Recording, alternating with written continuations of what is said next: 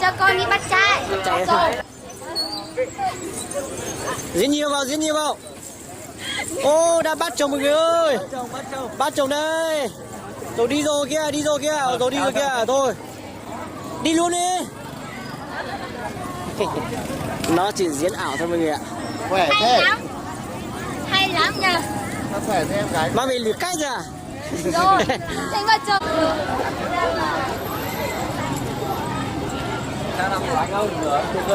Gái ơi, cho quay một tí nhá. Gái đi tí thôi. Ngại gì? Gái hôm nay gái đi chơi, hôm nay trông thấy thế nào ạ? Dạ, cũng không khí cũng rất là vui ạ. Rất là vui. Thì gái ở bản nào nhỉ? Và em ở Hang Hóc ạ. Han Hop là ở chỗ nào nhỉ? Của em ở Yên Châu. Yên Châu. Vâng. Han Hop là thuộc xã à hay là? Vâng, không, Hang Hóc là của em bản. Bản là Han Hop. Xã gì ạ? Của em là xã Triệt Thắng.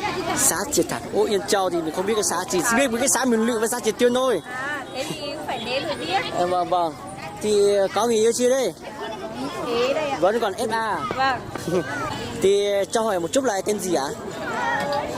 Tên Dính ạ. Tên Dính. Vâng, Dính ạ. Họ gì ạ? Em học Mùa. Mùa chị Dính. Vâng. Vâng, Mùa chị Dính.